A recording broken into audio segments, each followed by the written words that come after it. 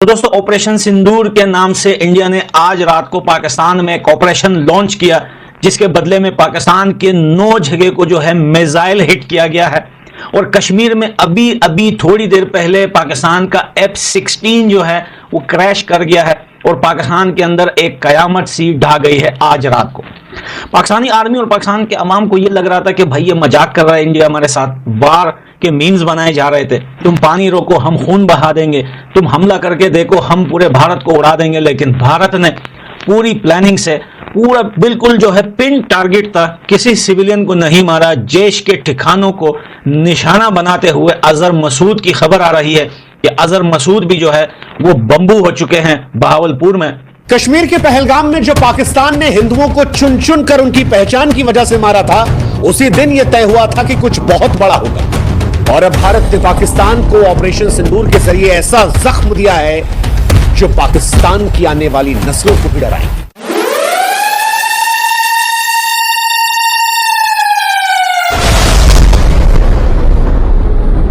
भारत ने 7 मई 2025 को ऑपरेशन सिंदूर के जरिए पाकिस्तान के 9 अलग अलग ठिकानों में ऐसी आग बरसाई जिसमें पाकिस्तान के आतंकवादी ठिकानों को राख कर दिया। भारत का यह बदला सिर्फ मिसाइलों का बदला नहीं था। ऑपरेशन सिंदूर के जरिए यह बदला हर उस विधवा के आंसू का था जिसके माथे के सिंदूर को इन आतंकवादियों ने मिटाया था। यह बदला उन आतंकवादियों के आकाओं को था जिनके सामने जब एक हिंदू महिला ने कहा कि मुझे मार दो, तो उसने कहा नहीं तुझे। और इंडिया ने पाकिस्तान पर बड़ा हमला किया है। इंडिया ने पाकिस्तान पर कोई छोटा मोटा हमला नहीं किया, बल्कि इंडिया ने पाकिस्तान पर बहुत बड़ा हमला कर दिया है। और इसमें भारत की तरफ से पाकिस्तान की 9 साइट्स पर 9 ऐसी जगह हैं जहां पर हमला किया है। यानी इंडिया ने पाकिस्तान के अंदर 9 प्लेसेस को टारगेट किया है, हिट किया है।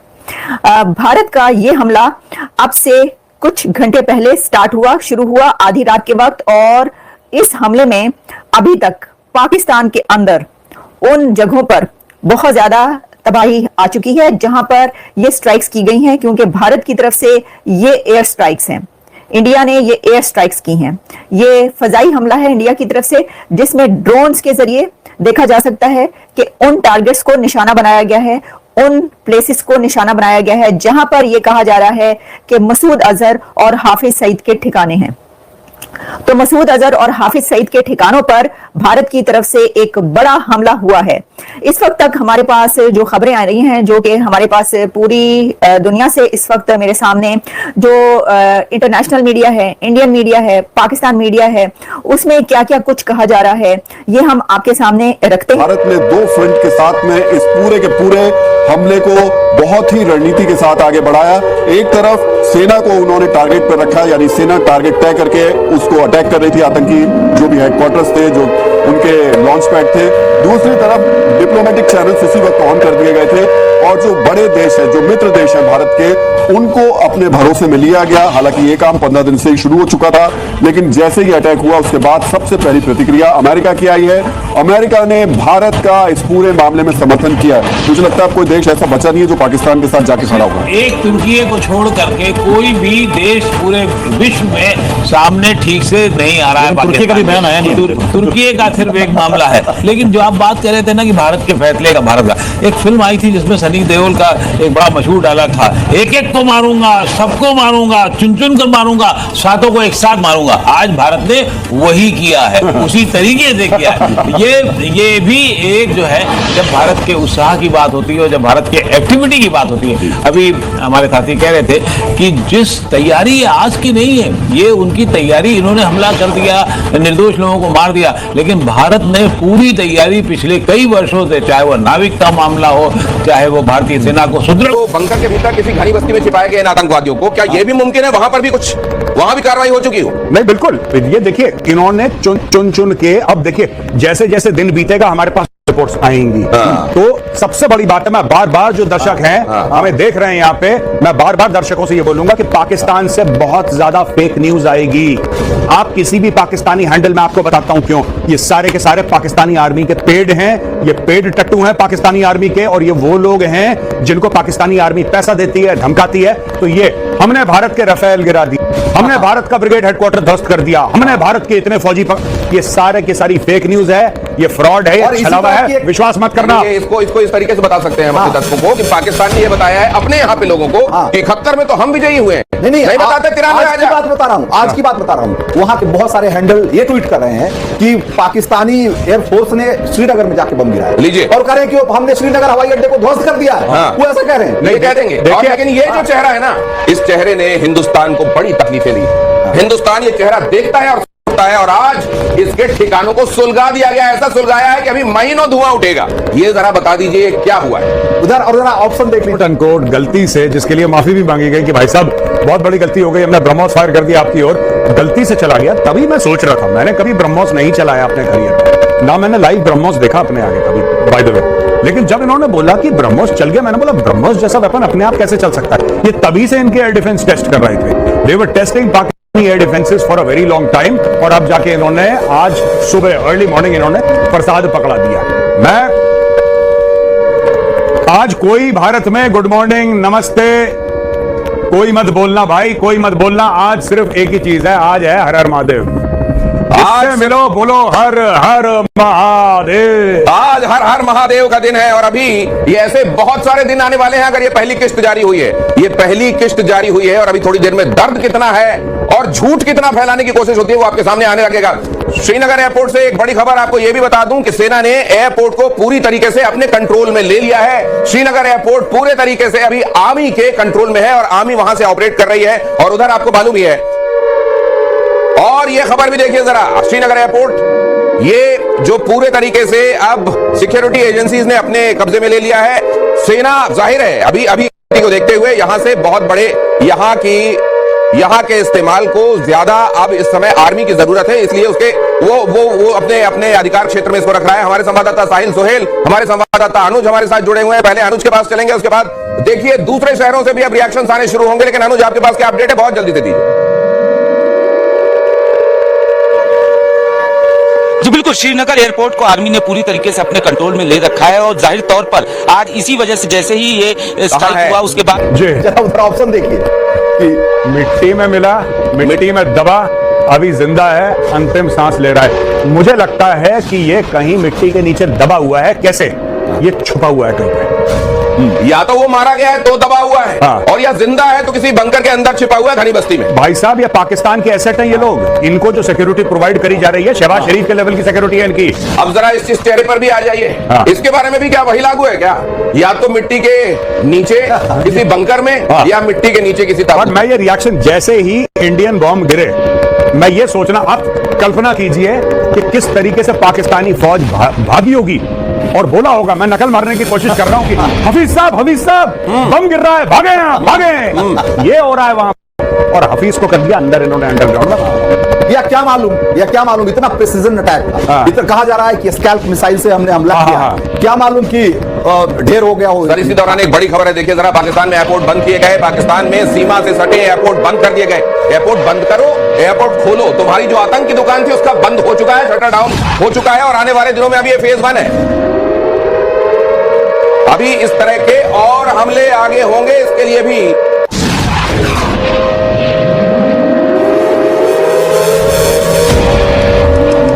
हमारे साथ हमारे संवाददाता भी जुड़े हुए हैं। देखिए अनुज और अमित हमारे साथ जुड़े हुए हैं। अमित, दिल्ली में चलने वाली गतिविधियों पर निगाह रखे हुए हैं, रक्षा मंत्री तीनों चीफ से मिले हैं, और 10 बजे करने का मामला हो। आप बजट में हमारे यहाँ जितना होता है वो 10% का ठीक है, एक इजाफा देखा जाता है, लेकिन उसके अलावा जो अतिरिक्त रूप से पिछले 5-6 साल से काम हो रहा था भारतीय सेना को मजबूत करने का, बॉर्डर को मजबूत करने का, वहां पर जाने आने के साधन बनाने का, वो अपने आप में बहुत बड़ा था, जिसको पूरी दुनिया ने शायद उस तरीके से नहीं देखा जिस तरीके से हमको मजबूत करने के लिए हम लोग देख रहे थे।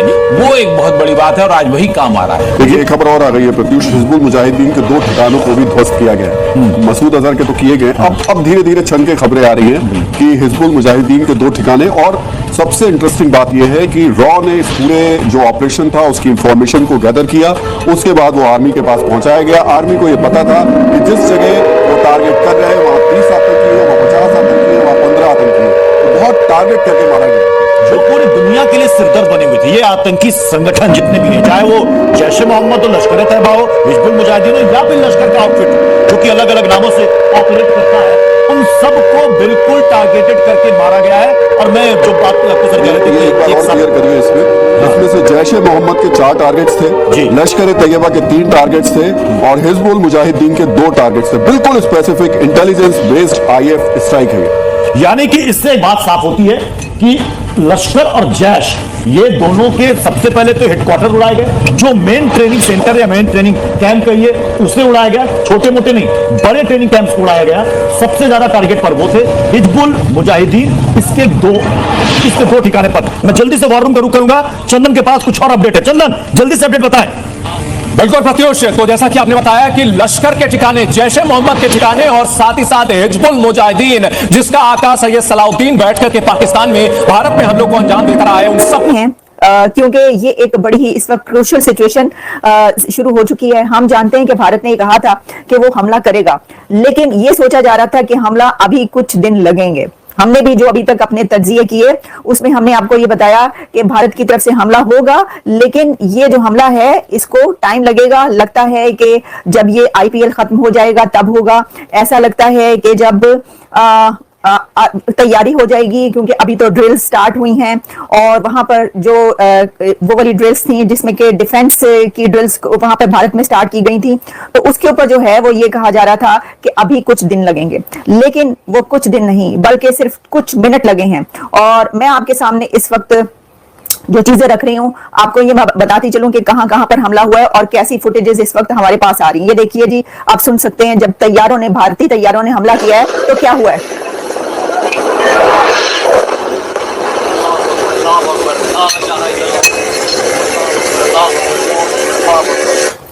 ये आप देख रहे हैं कि ये जो हमला किया गया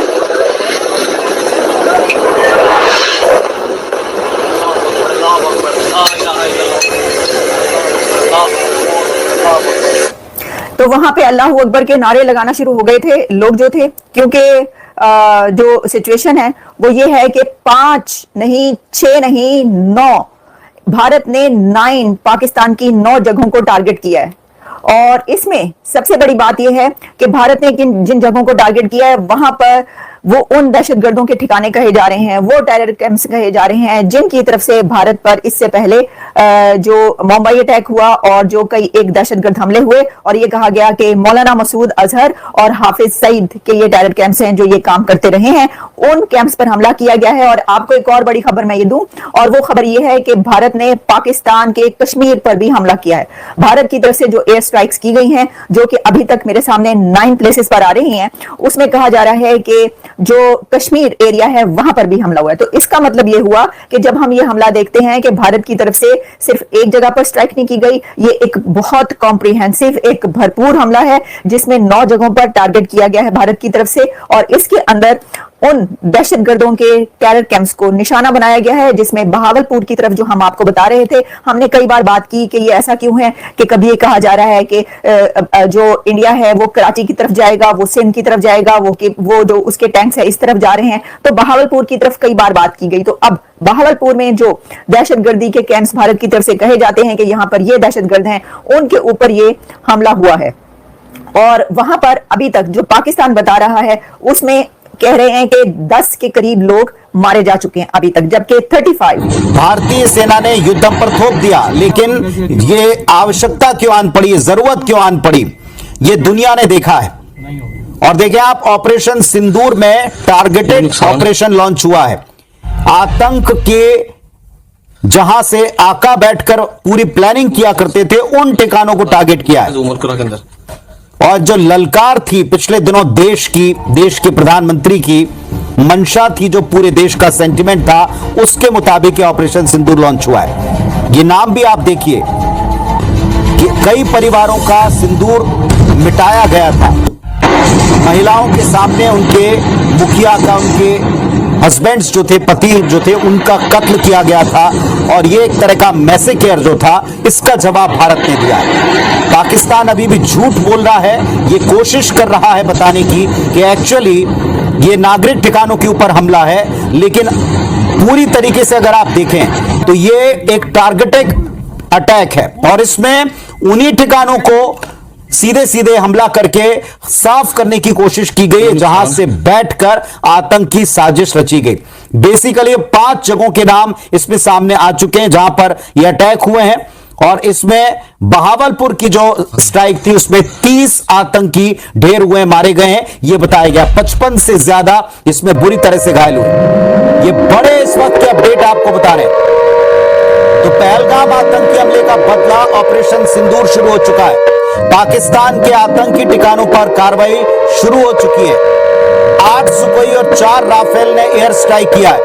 भारत के द्वारा किसी एयर अब 35 कह रहे हैं कि 35 जख्मी हुए हैं, लेकिन आपको यह पता है कि ऐसी सिचुएशन में जब जंग की कोई हालत होती है तो उसके अंदर जो जख्मियों की तादाद बताई जाती है, जो बताया जाता है कि इतने लोग मारे गए हैं, वो बहुत कम बताए जाते हैं, उससे बहुत ज्यादा तादाद होती है। लेकिन मैं आपको अभी ये बता रही हूं कि पाकिस्तान की तरफ से कहा जा रहा है कि पाकिस्तान पर भारत की तरफ से बिला इश्तियाल जो है हमला किया गया, और इसके ऊपर पाकिस्तान में अभी तक पाकिस्तान ये कह रहा है कि 6 मकामात, 6 साइट्स ऐसी हैं, 6 ऐसी प्लेसेस हैं जहां पर हमला किया गया है। जबकि जो इंटरनेशनल मीडिया है वो ये कह रहा है कि भारत ने 9 जगहों पर हमला किया पाकिस्तान में। मैं आपको रॉयटर्स क्या लिख रहा है बता देती हूँ। रॉयटर्स ने कहा है इंडिया स्ट्राइक्स पाकिस्तान ओवर जो पहलगाम का हुआ उसके ऊपर ये किया गया, और 9 जो साइट्स हैं, 9 जगह जहां पाकिस्तान में, उसको निशाना बनाया गया। India launches attack on 9 sites in Pakistan and Pakistan occupied Kashmir, ये लिखता है रॉयटर्स, यानी पाकिस्तान का जो कश्मीर है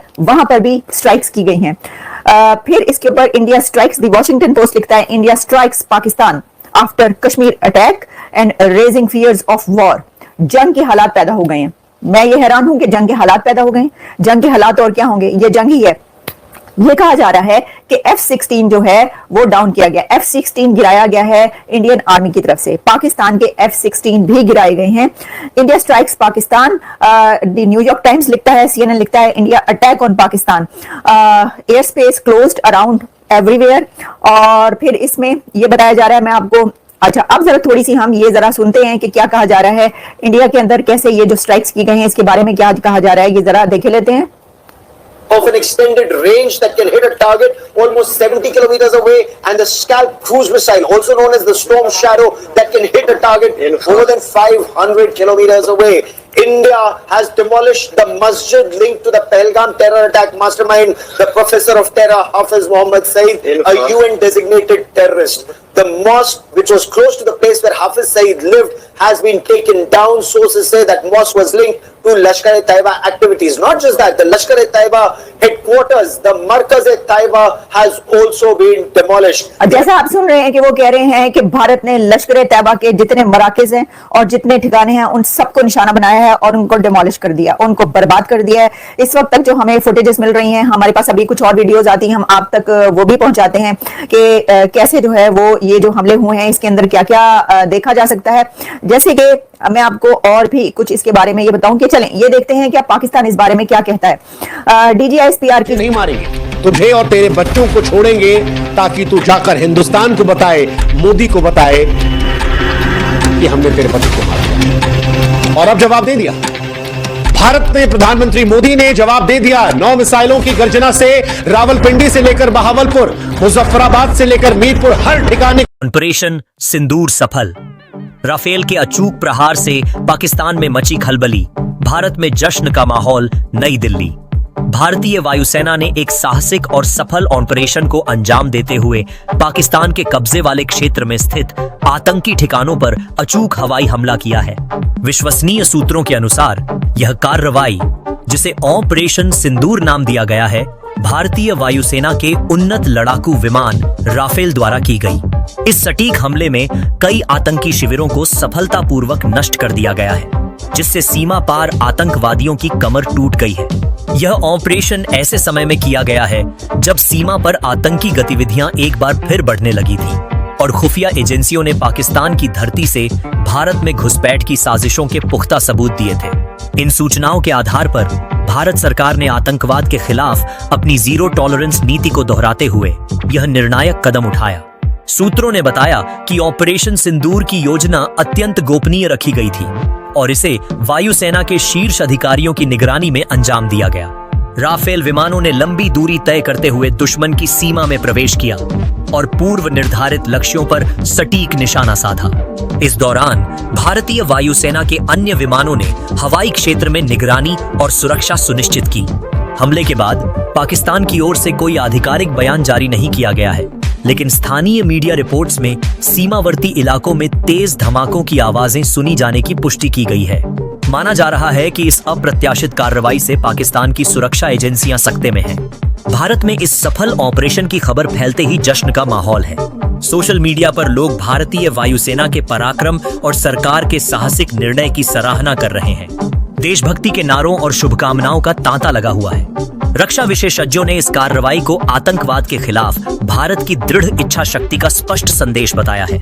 यह ध्यान रखना महत्वपूर्ण है कि भारत हमेशा से ही शांति और सद्भाव का पक्षधर रहा है, लेकिन अपनी राष्ट्रीय सुरक्षा और संप्रभुता की रक्षा के लिए हर आवश्यक कदम उठाने से पीछे नहीं हटेगा। ऑपरेशन सिंदूर इसी दृढ़ संकल्प का प्रमाण है। यह कार्रवाई अंतरराष्ट्रीय कानूनों और मानदंडों के अनुरूप आतंकवाद के खतरे को समाप्त करने की दिशा में एक महत्वपूर्ण कदम है। सरकार की ओर से इस ऑपरेशन पर अभी विस्तृत आधिकारिक बयान आना बाकी है, लेकिन सूत्रों की माने तो इस सफल कार्रवाई ने सीमा पार आतंकवादियों को एक स्पष्ट संदेश दे दिया है कि भारत अपनी सुरक्षा के साथ किसी भी तरह का समझौता नहीं करेगा और किसी भी दुस्साहस का मुंहतोड़ जवाब देगा। ऑपरेशन सिंदूर की सफलता भारतीय सुरक्षा बलों के समन्वय, खुफिया एजेंसियों की सटीक जानकारी और भारतीय वायुसेना के पायलटों के अद्वितीय कौशल का परिणाम है। यह भारत के लिए एक बड़ी रणनीतिक जीत है और आतंकवाद के खिलाफ लड़ाई में एक महत्वपूर्ण मोड़ साबित हो सकता है। अब सबकी निगाहें इस बात पर टिकी हैं कि पाकिस्तान इस कार्रवाई पर कैसी प्रतिक्रिया देता है और आगे की स्थिति क्या बनती है। लेकिन फिलहाल भारत में इस साहसिक और सफल ऑपरेशन का जश्न जारी है।